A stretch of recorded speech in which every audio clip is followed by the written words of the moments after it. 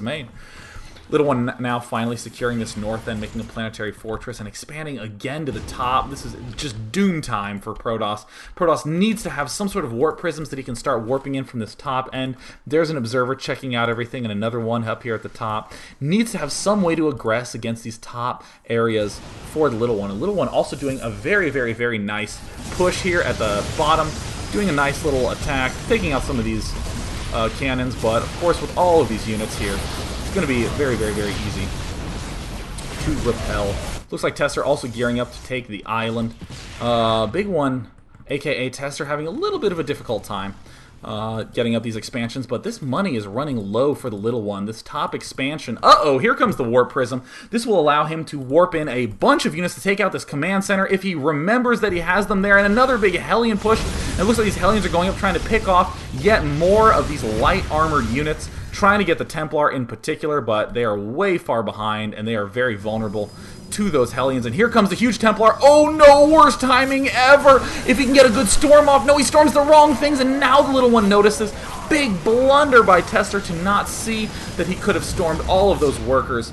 But it looks like the Little One is going to be able to clean it up without too much of a problem. And here is more harassment going on by Little One. He is all over the place with these Hellions. The Tester's slow army of Immortals and Templar can't quite get anywhere in time. And here is more cooking going down on these Zealots. The Blue Flame upgrade so potent against them. It looks like he's running up to try to target fire some of the Templar. Doesn't manage to take any of them out. Nice defense by Tester. More warp gates? No. Looks like he's sticking with the same warp gate count. And he has finally finished a fleet beacon, but can he be getting a mothership? There's a mothership getting warped in. Oh, it's the game of my dreams. Nukes and motherships galore. Now, all of a sudden, detection is a huge concern for the Little One. He does only have this one orbital command. Well, yeah, and it looks like he spent all his energy just then and there. And it looks like we also have a fusion core going down as well. So battlecruisers, yes, battlecruisers en route for the Little One. It looks like we have a cross-map split going on. Little One doing his trademark tank nuke battlecruiser combo, the one we got to see in the Little One versus Nazgul in the Team Liquid Invitational. A lot of fun action going on here in this second set in a best of 3.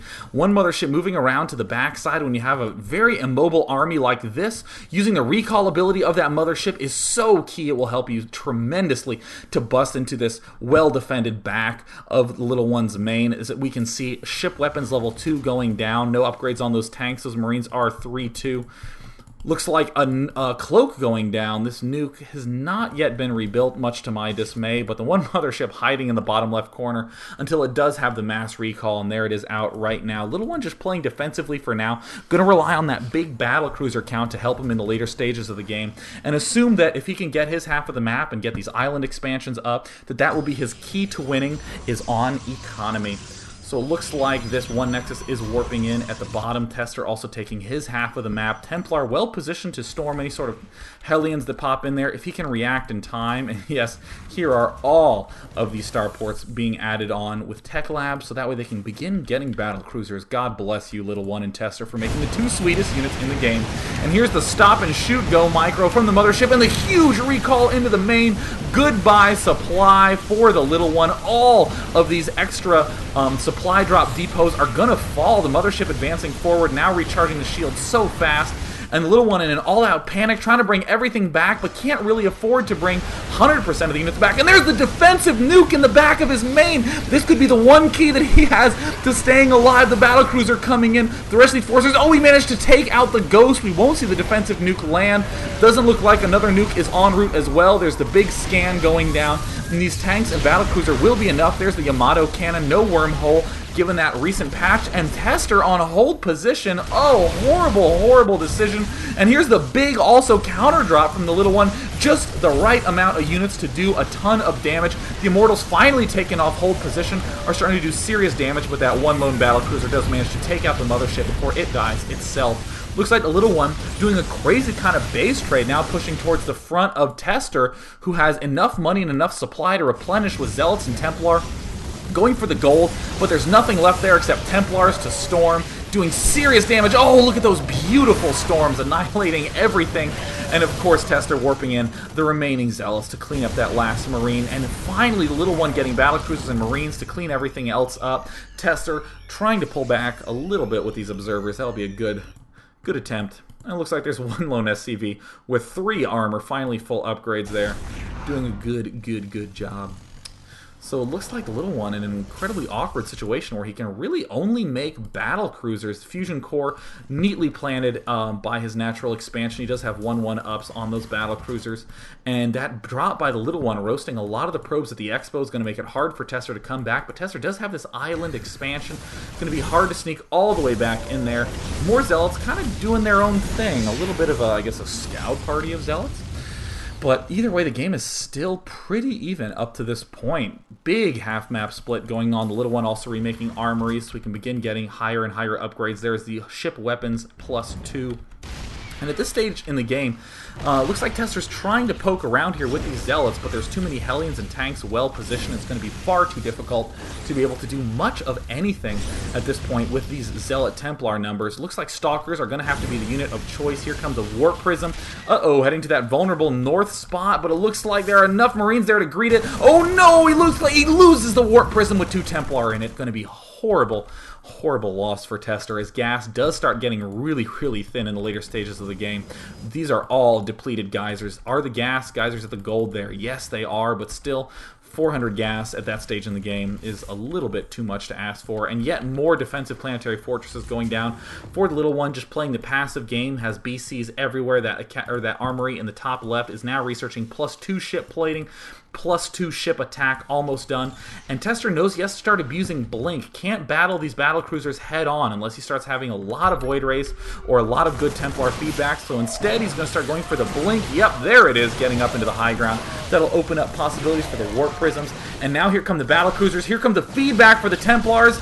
Will he be able to get them off in time? No, 2 of them do get down. And these Stalkers need to blink into those battle cruisers if they want to be able to do the damage, but not really doing too much at all at this point. Instead, walking into a ton of Marines. Oh, Tester trying to do some nice blink back there. But there's just way too many battle cruisers, Marines, and Hellions to be able to deal with this. And it looks like the little one going for a counter drop in the main. Very vulnerable position by setting up the nice defense there. He has been able to exploit this medevac and immediately counterattack. There's 1 Void Ray coming out for Tester, but does he have any other Stargates? Looks like he's finally warping in more Stargates, another mothership up, and he is trying to, oh, nice snipe, getting off those 2 Templar before they end up morphing in. He will be trying to pick off some of these critical pylons, as we can see, depowering much of this bottom half. And there is a little bit of Hellion harass going on, but won't be able to do too much. Just targeting pylons. 1 Void Ray out. Is going to have to be careful against those Marines and Medevacs, as they will be able to sweep those Void Rays very easily. Little one also running up to snipe this Templar off. More nice control with this drop in the main that is just being ruinous for our friendly neighborhood Korean pro Tester. The Void Ray does go down, and almost nothing is powered up in that main. These are the only 2 things that can warp in units into that main without any pylons.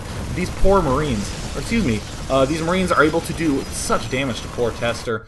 Big force moving out for the little one. Look at the battle cruiser count, 8 battle cruisers, and there's no anti-air anywhere with all those gateways down. He cannot morph in any Stalkers, continuing to take out everything. And there is the huge counterattack with the Immortals and the Zealots, but there are more battle cruisers behind. There are 8 battle cruisers at the front now, and there's some great storms just obliterating those Zealots, and the cannons are going to be able to clean up the rest. The mothership trying to think of some way to deal with this 8 battle cruiser count. Vortex might be coming up soon, but there's the Yamato cannons going down. Goodbye, a Vortex thrown down to delay things as much as possible as Void Rays continue to get chrono boosted back there at the left side, but the little one is not relenting. That Vortex is only going to delay the inevitable. A bunch of battle cruisers are about to pop out there. Hello, battle cruisers, now 1A, 2A, 3Aing their way to the bottom. Look at Tester. You can even tell from his hotkey setup the sort of disorganization he's facing. He only has warp gates and robo bays built right now because he is currently at 91 food, and the little one at 177. This one little drop killed off all those pylons, shut down 100% of the unit producing capacity of Tester, and these battle cruisers are now closing in on that bottom left expansion. I think I hear a nuke somewhere. I hope I'm not hallucinating, because that would be the coolest thing in the universe. Either way, this is going to be almost impossible for Tester to be able to defend. He's getting the Void Rays, he's starting to charge up, the battle cruisers flanking, and more Yamato cannons going down from all angles. Tester forced to pull all his probes back to the gold expansion, And the last set of unit-producing structures, good game, Tester types out. And after the longest game we have had in this King of the Beta tournament, LittleOne has tied the series up 1-1. Whoever wins this game will be guaranteed a spot in the Final Four of the King of the Beta tournament. I think it goes without saying that I'm going to have to take a brief break to let my voice rest for a moment. But of course, gigantic thanks to Razer for helping sponsor this event, so that way, games like that can happen. Holy shit. All right, I am going to take a brief break. Big thanks to Razer once again for sponsoring this tournament. For those of you who didn't know, they do have their own line of mouse, keyboard, and headset exclusively made for Starcraft 2. So I will tell you much more about that when I get back. Because let me tell you something, my throat is parched. See you in just a few.